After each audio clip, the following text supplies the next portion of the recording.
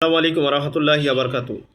রাসূলুল্লাহ সাল্লাল্লাহু আলাইহি সাল্লামকে ভালোবাসা, তার আনুগত্য করা, তার যথাযথ দিক নির্দেশনাকে বাস্তবায়ন করা এবং তিনি যে নিষেধ করেছেন সেই নিষেধগুলোকে বর্জন করার মাধ্যমেই তার ভালোবাসার বহিঃপ্রকাশ ঘটে। সুতরাং রাসূলকে ভালোবাসার ক্ষেত্রে যেমনভাবে কোনো বাড়াবাড়ি চলবে না, ঠিক তেমনিভাবে তার ভালোবাসা প্রদর্শন করা, তারকে মানা, তার আনুগত্য করার ক্ষেত্রে কোনো ধরনের শৈথুল্যতাবাদ কিংবা ছাড়াছাড়িও চলবে না। অতএব ভালোবাসার কিংবা তার আনুগত্য করার ক্ষেত্রে না বাড়াবাড়ি চলবে, না ছাড়াছাড়ি চলবে, বরং মধ্যপন্থা অবলম্বন করতে হবে। এটাই হচ্ছে রাসূল সাল্লাল্লাহু আলাইহি সাল্লামের যথাযথ ভালোবাসার বহিঃপ্রকাশ। দ্বিতীয় দিক হলো ভালোবাসা আপনি কিভাবে বাস্তবায়ন করবেন, অর্থাৎ ভালোবাসার বহিঃপ্রকাশ কিভাবে আপনি ঘটাবেন। রাসূল যেভাবে নির্দেশ দিয়েছেন ততটুকু ঠিক তেমনিভাবে আদায় করা, তার সুন্নাতসমূহকে আদায় করা তাকে ভালোবাসার নামান্তর।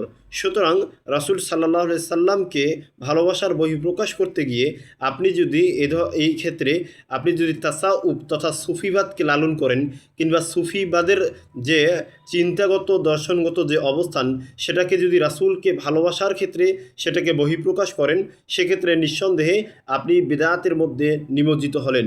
অথচ রাসূল সাল্লাল্লাহু আলাইহি সাল্লাম তিনি নিষেধ করেছেন যে লা তুতরুনি কামা আতরাতিন নাসারা ইবনে মারিয়াম, তোমরা আমাকে নিয়ে বাড়াবাড়ি করো না, কেননা ফাইন্নামা আনা আব্দুহু, তো কেননা আমি হচ্ছি কেবলমাত্র আল্লাহর একজন বান্দা। ফাকুলু, তোমরা বলো আবদুল্লাহ ওয়া রাসূলু, আমি হচ্ছি আল্লাহর বান্দা এবং তার রাসূল।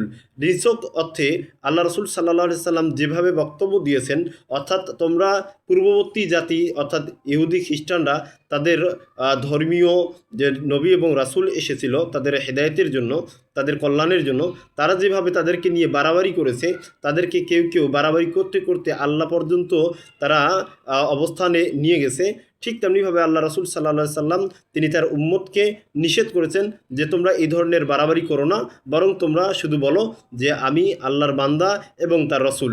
সুতরাং আপনি শরীয়ত মানার ক্ষেত্রে, রাসূলকে ভালোবাসার ক্ষেত্রে আপনার মহাব্বত, এই ভালোবাসার বহিঃপ্রকাশ ঠিক তখনই যথার্থ হিসেবে প্রমাণিত হবে যখন আপনি রাসূল সাল্লাল্লাহু আলাইহি সাল্লামকে ভালোবাসবেন, তার ইতাআত, তার আনুগত্য করবেন, তাকে ভালোবাসার যে ক্ষেত্রগুলো আল্লাহ নবী সাল্লাল্লাহু আলাইহি সাল্লাম যেভাবে উপস্থাপন করছেন সুন্নাহর মধ্যে, সেইভাবে বাস্তবায়ন করা, সেভাবে বিশ্বাস করা এবং তা যথাযথ পালন করার মাধ্যমেই রাসূলের বহিঃপ্রকাশ হবে।